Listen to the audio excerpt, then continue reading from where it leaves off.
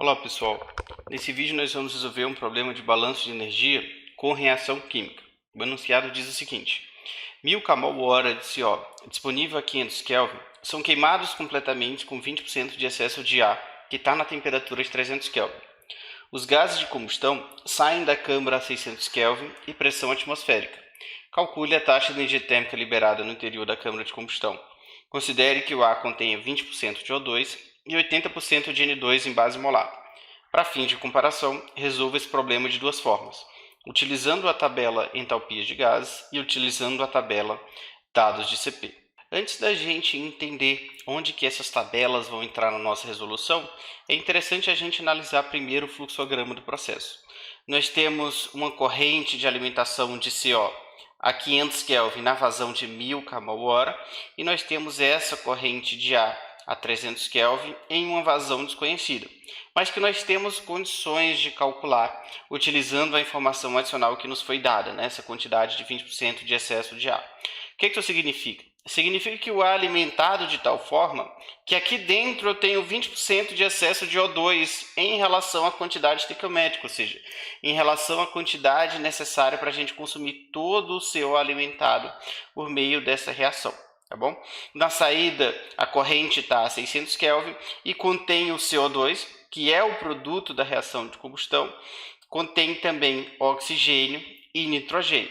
Por que o CO não aparece aqui nessa corrente? Porque o problema nos informa que ele foi completamente queimado dentro da câmara de combustão, ou seja, a gente tem uma conversão percentual de CO de 100%. O O2 ele surge aqui porque de fato nós tínhamos um excesso molar. O N2 ele aparece porque está sendo alimentado nessa corrente de ar, e como nós não temos acúmulo aqui, ele vai ter que aparecer nessa corrente de saída.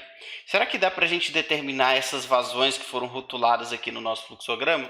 Sim, a gente consegue provar isso utilizando a análise de graus de liberdade. Lembrando do que a gente estudou anteriormente lá na unidade de balanço de massa, quando a gente está falando de um processo com reação, a análise de graus de liberdade ela pode ser ligeiramente diferente dependendo da técnica utilizada para resolver os balanços. Se a gente está falando de balanço atômico, balanço por extensão ou balanço molecular, a equação seria ligeiramente diferente para fazer a análise de graus de liberdade, mas no final das contas o resultado final da análise tem que dar o mesmo. Então, quando a gente vai fazer aqui um balanço por extensão, a gente teria que a análise de graus de liberdade vai ser o número de incógnitas, que seriam esses 3 N's e a vazão do ar, portanto eu estou falando de 4 incógnitas, mais o número de reações químicas independentes, que seria uma reação. Por que a gente soma esse número de reações químicas independentes? Porque para cada reação a gente vai ter uma extensão. E o epsilon é uma incógnita a mais que a gente está colocando aqui no nosso problema, que vai poder ser determinada por meio dos balanços. E aí a gente teria como tirar agora todas as equações que nós podemos utilizar para matar as incógnitas que nós contamos. Nós temos 3 balanços por extensão das 3 espécies reacionais, nós temos um balanço de inerte que seria do N2, e nós temos a informação de excesso de ar, portanto nós temos um dado adicional. E aqui a gente está com 0 graus de liberdade, indicando que o problema pode de fato ser resolvido. Como é que a gente vai começar as nossas contas aqui? Utilizando essa informação adicional. E eu vou fazer aqui do lado para a gente ganhar algum espaço. O que significa o percentual de excesso de um reagente, pessoal? Isso aí é uma razão molar. É uma razão entre o excesso molar do reagente, que é quantificado como sendo a diferença entre o alimentado e o estequiométrico, dividido pela quantidade estequiométrica desse reagente. O que seria essa quantidade estequiométrica? O que seria essa vazão molar estequiométrica? É a vazão que é necessária para a gente consumir todo o CO por meio da reação. Então, se a gente olha para essa estequiometria aqui, nós temos 1 kmol de CO necessitando de meio kmol de O2 para que ele seja completamente consumido. Se a gente alimenta 1000 kmol de CO, a gente consegue olhar rapidamente para essa regra de 3 e determinar que o O2 estequiométrico seria de 500 kmol, ou seja, isso aqui é 500 kmol, aqui no denominador a gente também tem 500 kmol. Uma vez que a gente conhece o percentual de excesso, isso foi fornecido como sendo 20%, a gente consegue determinar o O2 alimentado. E aí, quando nós fazemos essas contas aí, o O2 alimentado vai dar 600 kmol. Essa informação que nós acabamos de calcular, pessoal, na realidade é o que vai nos permitir obter a vazão alimentada de ar. Porque se a gente olha para o fluxograma, quanto que é o O2 alimentado? Seria a fração molar dele, que multiplica a vazão de ar. Ou seja, por um lado, o O2 alimentado é 0,2 Na. Por outro lado, o O2 alimentado é 600 kmol. E aí, com isso, a gente obtém que a vazão de ar é de 3.000 kmol/h. A vazão de ar não é mais uma incógnita para a gente no fluxograma. Na realidade, ela foi determinada como sendo 3.000 kmol/h. Essa informação ela vai ser útil na nossa realização dos balanços de energia. Como é que a gente pode determinar essas vazões de CO2, O2 e N2 na corrente de saída? Agora a gente vai partir para os balanços de fato. E no caso do nosso problema, como eu falei, a gente vai resolver utilizando a técnica por extensão. Fazer um balanço por extensão, pessoal, nada mais é do que aplicar essa equação aqui. Se vocês observarem bem, nós estamos considerando que a câmara de combustão ela opera em regime permanente, portanto nós não temos acúmulo, e essa equação ela já traz aqui um termo de vazão de entrada, um termo de vazão de saída e um termo reacional. A vazão de saída de uma substância seria a vazão de entrada mais esse termo reacional. Lembrem-se que o coeficiente estequiométrico que entra nessa equação ele é negativo para reagente e ele é positivo para produto. Portanto, vamos aplicar esse balanço aí para todas as substâncias envolvidas na reação, começando aqui com o CO. O CO ele vai ter uma vazão de saída que é zero, porque ele não aparece aqui, portanto, esse N para o CO aqui seria zero, mas ele vai ter uma vazão de alimentação que é 1.000 kmol/h, então vai ficar zero é igual a 1.000, mais o coeficiente estequiométrico do CO, que seria menos 1 vezes epsilon, ou seja, com o balanço do CO, a gente obtém o valor da extensão da reação. Procedendo da mesma forma que para o oxigênio, a gente teria que a vazão de saída do O2, que é uma incógnita no nosso fluxograma, é igual à vazão alimentada do O2, que seria 0,2 vezes 3.000, né, que seria esse valor aqui de 600, mais o seu coeficiente estequiométrico, que é menos meio, que multiplica o epsilon. Só que agora nós conhecemos o epsilon. Esse epsilon aqui seria de 1.000 kmol/h. Então, se a gente substituir aqui, a gente teria que a vazão do O2 seria 600 menos meio, que multiplica 1.000, ou seja, menos 500, que é igual a 100 kmol/h. Agora, percebam vocês, pessoal, que faz sentido esse balanço do O2, né? Porque se a gente tinha um O2 de 500 kmol/h para consumir todo o CO e a gente alimentou 600, o que está saindo aqui seria apenas o excesso molar, que seria 100 kmol/h. Então, vamos inserir essa informação aqui no nosso fluxograma. Para o CO2, a ideia é similar, a gente vai ter uma certa vazão de saída, que é incógnita no fluxograma. A vazão de entrada seria zero, porque nós só temos a alimentação de CO e de ar, que tem oxigênio e nitrogênio, mais o coeficiente estequiométrico dele, que seria mais 1 agora, que multiplica o epsilon, e o epsilon é 1.000 kmol/h. Portanto, a vazão de CO2 aqui seria 1.000 kmol/h gerada. E aqui a gente teria condições de inserir essa informação no nosso fluxograma.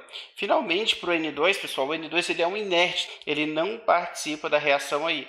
E aí, se a gente volta para aquele balanço que nós vimos anteriormente, né, do acúmulo, se a entrada menos saída, mais geração, menos consumo, no final das contas, tudo que entra de N2 vai ter que sair no fluxograma. O que é tudo que entra de N2? É 0,8, que multiplica 3.000. Se você fizer essa conta aí, você vai obter uma vazão aqui de saída de 2.400 kmol/h. Agora que nós temos todas essas vazões determinadas, nós podemos partir para o balanço energético e calcular o efeito térmico envolvido nesse processo, que é o que o problema nos pede no enunciado. O que seria o efeito térmico aí? Seria a taxa de calor que está sendo liberada nesse processo. Primeiro, por que eu estou dizendo que o calor está sendo liberado? Porque nós estamos falando aqui de uma reação de combustão e nós sabemos que reações de combustão são reações exotérmicas. É exatamente por isso que essa corrente ela sai numa temperatura maior em comparação com as correntes de entrada, né? Por conta dessa liberação de calor, e parte do calor está sendo absorvido pela corrente de saída. Essa taxa de calor envolvida no processo vai ser igual ao ΔH total do processo. A gente pode obter isso a partir daquela equação do balanço de energia que nós já estamos trabalhando, lançando as hipóteses de estado estacionário, desprezando-se variações na energia cinética e potencial das correntes e desconsiderando potência de eixo, nós conseguimos chegar exatamente nessa expressão. Então, a gente vai trabalhar com esse cálculo de ΔH. E é muito útil para isso a gente conseguir enxergar a trajetória do processo tal qual ele está acontecendo em um diagrama termodinâmico que nem esse. Nós temos aqui o CO alimentado a 500 Kelvin juntamente com o O2 e com o N2, e esse é o nosso estado inicial. E no final de tudo nós temos aqui os produtos todos saindo a 600 Kelvin, que seria o CO2 que vem da reação e o O2 e N2 que não foram consumidos. Portanto, a nossa missão aqui é calcular esse valor de ΔH. Como é que a gente pode fazer isso? Nós podemos utilizar o fato de que a entalpia é uma função termodinâmica de estado. Portanto, esse valor de delta só depende do ponto de partida da nossa trajetória e do ponto de chegada. Isso nos permite, por exemplo, fracionar o processo real, que seria essa trajetória de cima, como sendo a soma de 3 etapas fictícias. E nós podemos calcular o ΔH de cada uma dessas etapas fictícias. Quando nós somamos esses valores, nós obtemos, de fato, o que o problema nos pede. Agora, o que seria essa trajetória fictícia? Na realidade, é um artifício, porque a gente tem condições de calcular esses ΔHs aqui, e nós não temos condições de calcular esse ΔH total de uma vez só. O protagonismo dessa trajetória hipotética aqui estaria na etapa 2, porque é aqui que a gente está envolvendo um efeito térmico reacional.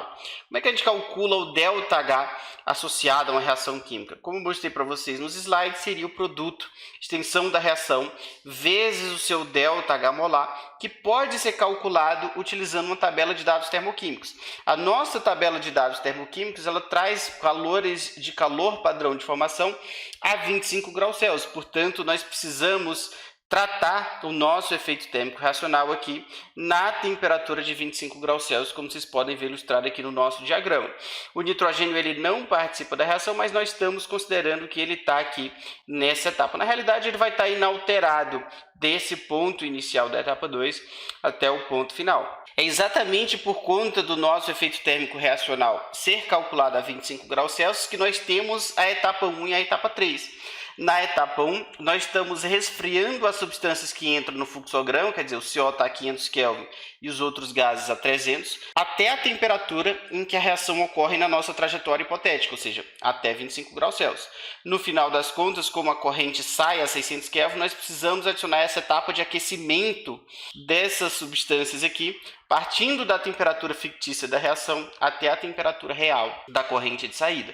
Como é que nós podemos calcular esses ΔHs 1 e 3? Nós estamos falando aqui, pessoal, de efeitos térmicos sensíveis. E aí a gente pode calcular o ΔH molar associado a cada substância e multiplicar pela vazão molar correspondente envolvida em cada uma das etapas. Como é que a gente pode calcular efeito térmico sensível? A gente pode fazer uma integração de Cp/dt, ou a gente pode utilizar os valores de entalpia dos gases já nas condições de temperatura envolvidas no nosso processo. Vamos começar resolvendo aqui com essas entalpias molares, porque o procedimento ele é mais simples. Só vou trazer essa tabela aqui para cima para a gente ganhar algum espaço, e nós podemos calcular o ΔH etapa a etapa. Começando aqui pela etapa de resfriamento dos gases, ou seja, a etapa 1.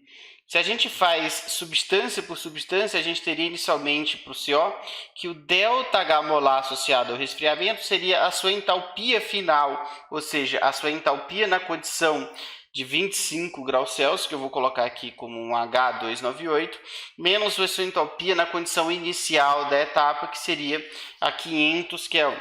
Se a gente olha para a nossa tabela de dados, na realidade esses valores de H eles já estão prontos. No início o valor seria de 5,931 kJ por kmol, portanto nós estamos falando desse valor aqui, e na condição final a gente teria uma entalpia de 0, ou seja, esse é o estado de referência que foi utilizado para gerar essa tabela de entalpias. No final de tudo, a nossa conta dá menos 5,931 kJ por kmol de CO.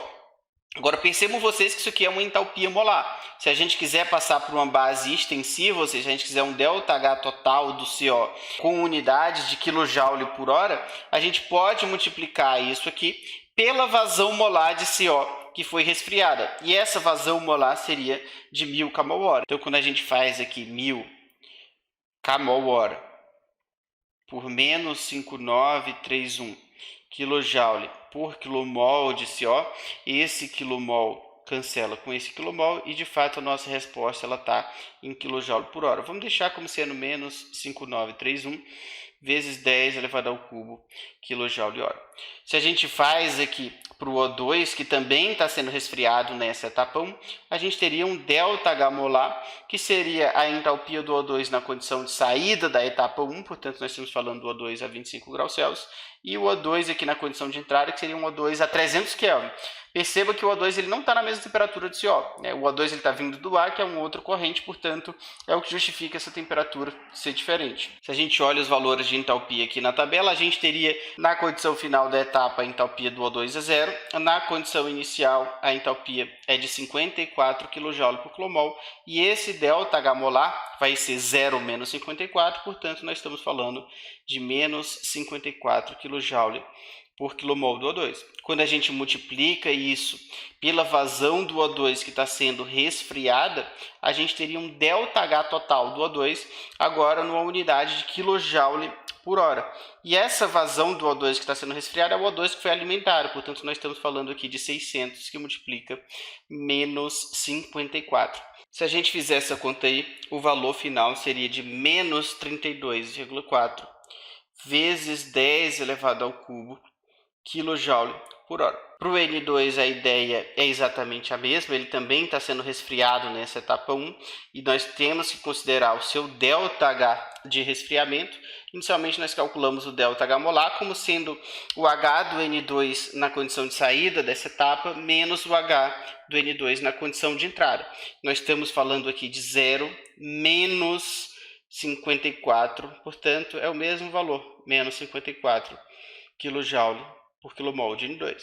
Se a gente considera a vazão que está sendo resfriada do N2, nós vamos ter que multiplicar esse resultado aí por 2.400. Então, 2.400 vezes menos 54 vai nos dar aqui um ΔH total de menos 129,6 vezes 10 elevado ao cubo kJ/h. De novo, a questão das unidades é importante.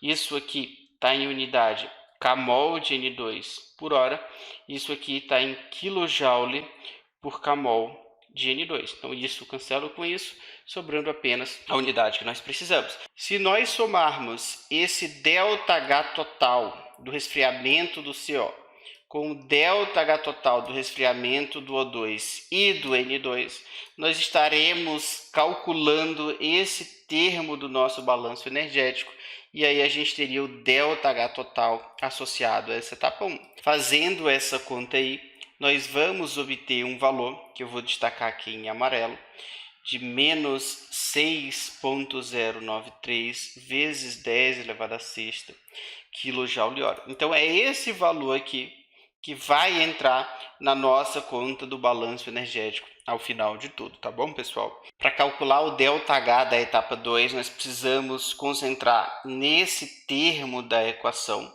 e nós precisamos calcular, portanto, o ΔH molar associado à reação química, consultando para isso uma tabela de dados termoquímicos. Então, a gente vai esquecer por hora essa tabela aqui de entalpias molares e nós vamos calcular aqui o ΔH total associado a essa etapa 2. Quando a gente vai na tabela dados de propriedades físicas, nós podemos obter o ΔH padrão de formação do CO2 e o ΔH padrão de formação do CO, ambos na temperatura de 25 graus Celsius, tá bom? Esse dado é um dado importante para a gente, porque no nosso fluxograma hipotético nós estamos falando aqui de uma reação acontecendo a 25 graus Celsius. Nós teríamos aqui um valor de menos 393,5 kJ por quilomol, e aqui nós teríamos menos 110,52 kJ por quilomol do CO, ambos aqui no estado gasoso, que é exatamente o estado que está envolvido na nossa reação, em que nós temos CO mais meio O2 dando CO2. Como é que a gente calcula o ΔH molar associado a essa reação? Seria a soma dos coeficientes estequiométricos vezes ΔH de formação das substâncias. E aí, quando a gente abre esse somatório, a gente teria menos 1 vezes o ΔH padrão de formação do CO, menos meio vezes o ΔH padrão de formação do O2, mais 1 vezes o ΔH padrão de formação do CO2. Então, se a gente observa que o O2 é um elemento, na realidade isso aqui vai ser igual a zero. Para o CO e para o CO2, a gente pode substituir esses valores respectivos aqui de cima. No final das contas, o ΔH molar associado a essa reação vai dar menos 282,98 kJ por mol. Como é que a gente pode passar esse ΔH molar para uma base extensiva? A gente pode multiplicar ele pela extensão da reação, que teria unidades de kmol por hora. Então, se a gente faz essa conta aqui embaixo, a gente teria que o ΔH total associado à etapa 2 seria 1000 kmol/hora, que é a nossa extensão da reação, que multiplica aqui menos 282,98 kJ por mol. Percebam, pessoal, que aqui a gente tem no numerador da conta kmol e aqui a gente tem mol no denominador. E aí a gente vai ter que converter aqui o numerador multiplicando pelo fator de conversão 10 ao cubo mol para 1 kmol. E aí, no final das contas, a gente sobra apenas com o kJ por hora que a gente precisa aqui. Finalmente, o ΔH que vai entrar no nosso balanço energético seria de menos 282,98 vezes 10 elevado a sexta kJ por hora. Portanto, falta apenas a gente determinar o ΔH total associado a essa etapa 3. E essa etapa 3 também é uma etapa que envolve efeito térmico sensível. A gente está falando do aquecimento do CO2, do O2 e do N2, partindo da temperatura de 25 graus Celsius até a temperatura em que eles saem no reator. E aí volta a ser importante para a gente a utilização dessa tabela. Então, para a gente ganhar algum espaço aqui, nós vamos fazer essas contas aqui em cima. Na etapa 3, o ΔH poderia ser fracionado substância a substância, da mesma forma que nós fizemos na etapa 1. Então, o CO2 ele vai partir da condição de 25 graus Celsius, que seria representado como o ponto de referência aqui na tabela de entalpias, e ele vai até a condição de 600 Kelvin, onde ele vai ter uma entalpia de 12.907. Ou seja, isso aqui é o estado final do CO2 na etapa 3, isso aqui é o estado inicial. Então, como que ficaria o ΔH molar para o CO2? Seria 12.907 menos zero. Isso é em kJ por kmol do CO2. Passando para uma base extensiva, a gente multiplica esse ΔH molar pela vazão molar aquecida na nossa etapa 3 hipotética.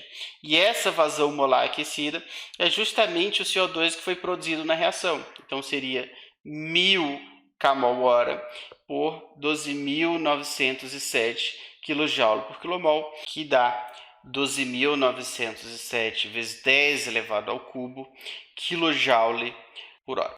Para o O2, que está sendo considerado na etapa 3, a gente teria um ΔH molar similar. A condição final da etapa 3 seria uma condição em que o O2 está a temperatura de 600 Kelvin. E na condição inicial, o O2 estava a 298,15 Kelvin.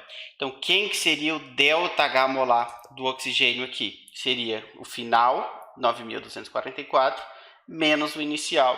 Portanto, vai nos dar aqui 9244 kJ por kmol. Multiplicando isso pela vazão do O2 que está sendo aquecido na etapa 3, a gente teria um ΔH extensivo. E aqui é uma coisa que causa muita confusão. Por quê? Na etapa 1, que nós consideramos aqui no nosso diagrama, nós tínhamos um resfriamento do O2 entrando na câmara de combustão.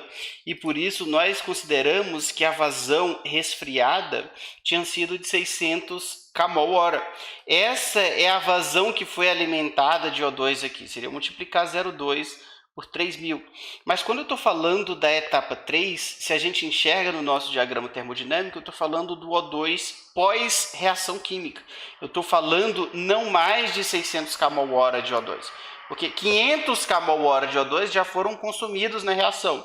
Vai sobrar apenas nessa etapa final de aquecimento o excesso molar de O2, portanto, nós estamos falando de 100 kmol/h. E aí, se a gente considera o nosso ΔH total associado a essa etapa 3, nós estamos falando aqui de 100 kmol/h, que multiplica 9.244, portanto, a gente teria 924,4 vezes 10 elevado ao cubo kJ/h. Para o N2, ele não foi consumido aqui na reação. Então, a mesma vazão que foi considerada na etapa 1 pode ser considerada na etapa 3. Mas antes, vamos calcular o ΔH molar do N2, que seria o H na sua condição de saída, 8894 kJ/kmol, menos o H na condição de entrada da etapa 3. Isso nos daria, portanto, 8894 kJ/kmol. E como eu falei, o ΔH total ele seria obtido multiplicando a vazão toda da etapa 3. O N2 ele é um inerte, portanto, nós estamos falando da mesma vazão que tinha no início do processo, por 8894 kJ/kmol, o que nos daria aqui um valor final de 21.345,6 vezes 10 elevado ao cubo kJ/h. Então, quando a gente considera que esse valor do ΔH total do N2, mais do O2, mais do CO2, que são as três substâncias envolvidas nessa etapa 3, a gente teria um ΔH total que vai entrar no nosso balanço energético. Somando os três vai dar 35177 vezes 10 elevado ao cubo kJ/h. E aí, se a gente considera de novo o nosso diagrama termodinâmico, o que a gente precisa para resolver o problema? Nós precisamos somar o ΔH total das três etapas. O ΔH total do nosso processo vai ser menos 6.093 vezes 10 elevado a sexta kJ/h, mais extensão vezes o ΔH molar da reação. Então, nós estamos falando aqui de menos 282,98 vezes 10 elevado a sexta kJ/h. E aqui na etapa 3, a gente acabou de calcular, o resultado deu 35177 vezes 10 elevado ao cubo kJ/h, que a gente pode colocar uma vírgula aqui e expressar numa base de 10 elevado à sexta. E aí a gente teria mais 35,177 vezes 10 elevado à sexta. Então, a resposta do nosso problema, portanto, seria menos 2,539 vezes 10 elevado à oitava kJ/h. Então, nós temos, de fato, uma liberação de energia, o que é confirmado pelo nosso valor negativo aqui de ΔH total, e a gente sabe que isso aí seria a mesma coisa que o calor, retornando aqui para a nossa equação do balanço que nós colocamos inicialmente, tá bom? Essa é a primeira forma de resolver o problema. Nós trabalhamos aí com essa tabela de entalpias de gases, que facilitou consideravelmente os cálculos de ΔH nas etapas 1 e 3. Agora, essas tabelas de entalpia são bastante limitadas. A gente só tem valores de H em diferentes condições de temperatura para algumas substâncias em específico. É muito mais comum a gente encontrar uma tabela com polinômios de CP para as diferentes substâncias. E aí a gente consegue abarcar substâncias no estado gasoso, líquido e também no estado sólido. E aí, se a gente precisa calcular um efeito térmico sensível, a gente pode fazer uma integração desses polinômios de CP, considerando as condições iniciais e finais de temperatura de cada substância. E é justamente isso que eu quero mostrar para vocês aqui na continuação do vídeo. Agora nós estamos interessados em resolver o mesmo problema e nós não vamos mais utilizar aquela tabela de entalpia de gases. Na realidade, nós vamos utilizar polinômios de CP para as quatro substâncias envolvidas no nosso processo. A forma geral do polinômio é a mesma para as quatro substâncias, seria dado por essa função aqui. O que vai mudar de uma para outra seriam apenas os valores dos coeficientes que vão entrar no nosso polinômio. O CP aqui ele está em kJ/mol/C e a temperatura de entrada ela tem que estar obrigatoriamente em graus Celsius. Uma coisa importante de ressaltar, pessoal, é que isso aqui é uma correlação e toda correlação ela tem um intervalo de validade. Se vocês consultarem o intervalo de temperatura em que esses coeficientes aqui eles são válidos para as substâncias em questão, vocês vão ver que na realidade são intervalos bem largos de temperatura, portanto, eles abrangem aqui as nossas condições de T do problema. Como é que a gente pode utilizar esses polinômios para calcular os ΔHs molares aqui associados às etapas 1 e 3? Na realidade, a gente precisa fazer uma integral de CPDT, pessoal.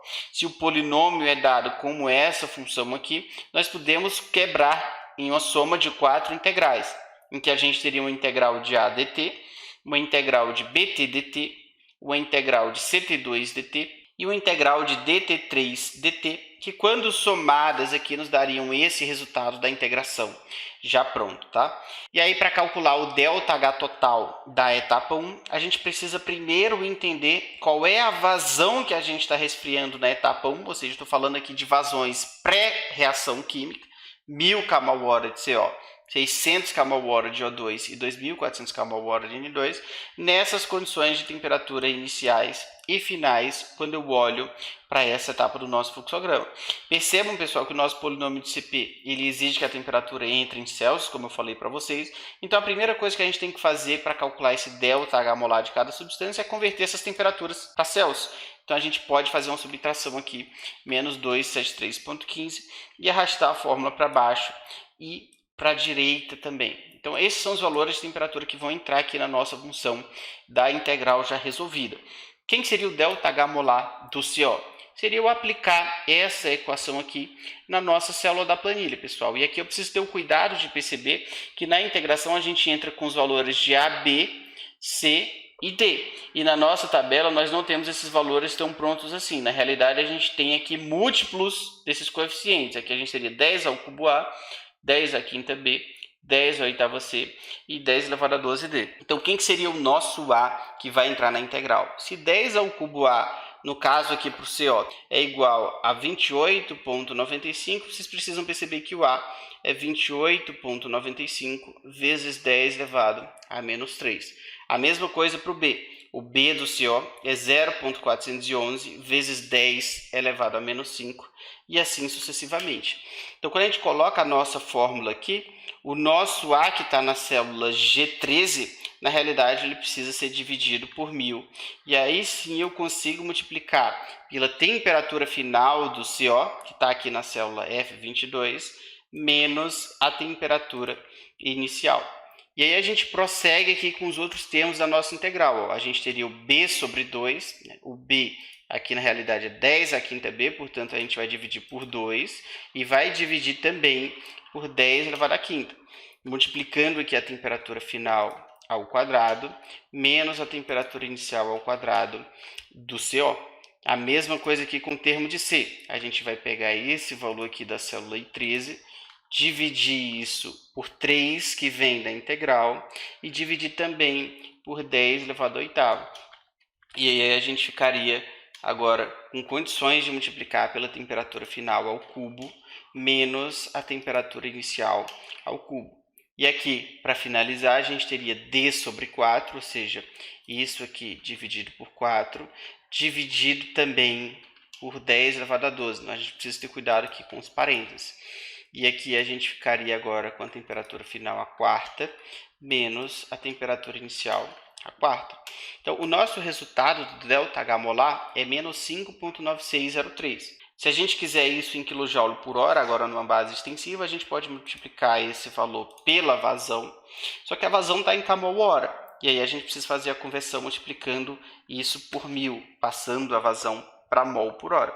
Então, o ΔH aqui do CO deu menos 5,96 vezes 10 elevado a sexta kJ por hora. Como é que a gente faz para o O2? Como é que a gente faz para o N2? A ideia é exatamente a mesma, pessoal. A gente pode até aproveitar a fórmula aqui, ó. Então, vamos fazer para o O2. Então, a gente teria aqui essa fórmula que precisa ser corrigida, porque a gente precisa pegar aqui, na verdade, o valor do 10 elevado ao cubo A para o oxigênio, que está agora na célula G15. A mesma coisa aqui para o 10 à quinta B, para o 10 elevado à oitava C e para o 10 elevado a 12 D. Na nossa fórmula, como a gente aproveitou, já tem essas divisões por 1000, por 10 à quinta, etc. As temperaturas também elas precisam ser corrigidas, porque a gente precisa passar agora para as temperaturas do O2. Então, a temperatura aqui, no caso final, seria na célula F23. Então, onde tem aqui a temperatura de F22, a gente vai colocar aqui para F23. E a mesma coisa aqui com a temperatura inicial. Vai ficar E23, E23... 23 e F23 na realidade só muda a temperatura inicial, né? A temperatura final seria a mesma. Então quando a gente dá Enter aqui, na realidade a gente obteve o valor do ΔH molar do O2, multiplicando isso aqui pela vazão do O2 e multiplicando por 1000, a gente obtém o ΔH total. Para o N2 é a mesma ideia, a gente faz a mesma conta e obtém esses resultados que eu trago ilustrado aqui para vocês. Somando aqui, pessoal, do O2 com o do CO com o do N2, a gente obtém o ΔH total associado a essa etapa 1. Professor, eu não tenho familiaridade com Excel, eu posso fazer essas integrações manualmente? Sim, pessoal, vocês podem ficar à vontade, só vai dar um pouco mais de trabalho porque aqui os coeficientes eles são um pouco quebrados e aqui a gente teria essa questão das temperaturas a quarta, enfim, mas o resultado deve dar muito próximo se realizar essas integrações aí à mão. Agora, se vocês têm o Excel instalado no computador de vocês e têm a oportunidade de começar a trabalhar com essa ferramenta, eu recomendo fortemente porque é uma ferramenta muito útil para vocês, tanto na graduação aqui em Engenharia Química, como na vida de profissional de vocês, tá bom? Eu vou deixar referenciado um material aqui para vocês começarem estudando pouco a pouco, e aí vocês podem me procurar em caso de dúvidas. Mas vamos aqui para a etapa 2, continuando a nossa resolução. Nós temos agora um efeito térmico reacional, pessoal, então isso aqui não vai depender de polinômios de CP. Na realidade, o ΔH aqui associado à etapa 2 é a mesma coisa da resolução anterior. Continua sendo a extensão da reação vezes o ΔH molar. Então a gente pode aproveitar aqui já o resultado final, seria menos 282,98 vezes 10 elevado a sexta em kJ por hora. E aqui na etapa 3 não, a gente tem um efeito térmico sensível, portanto a gente precisa resolver ele utilizando esses polinômios de CP. Qual que é a ideia aqui, pessoal? Vocês precisam primeiro perceber, como nós já comentamos anteriormente, que nós estamos falando aqui de substâncias após a reação química. Ou seja, eu não tenho mais CO aqui. O que eu vou ter é CO2 numa vazão de 1000 kmol/h. Eu não tenho mais 600 kmol/h de O2. Na verdade, eu tenho agora só o que sobrou após a reação, portanto, 100 kmol/h. E o N2, como ele é inerte, ele permanece inalterado. Qual que é a temperatura inicial? É 298,15 para as três substâncias, e a temperatura final seria de 600 Kelvin.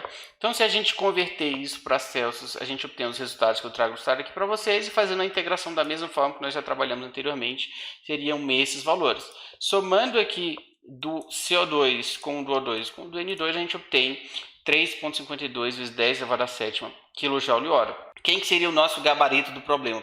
Na realidade, a gente precisa somar o ΔH total das três etapas. Então, se a gente repetir aqui o da etapa 1 com o da etapa 3, a gente precisa simplesmente somar os três, obtendo aí menos 2,539 vezes 10 elevado a oitava kJ/h, que está muito próximo do gabarito que nós tivemos anteriormente. Uma coisa interessante da gente comentar é que nós podíamos ter criado uma trajetória ligeiramente diferente em comparação com essa que nós realizamos aqui.